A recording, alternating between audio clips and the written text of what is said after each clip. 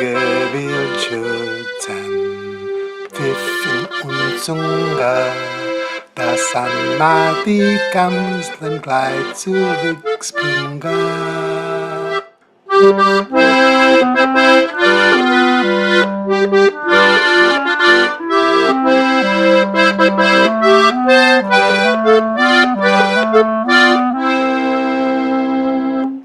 Uns Köbel ist flogen, ganz durch den Kopf.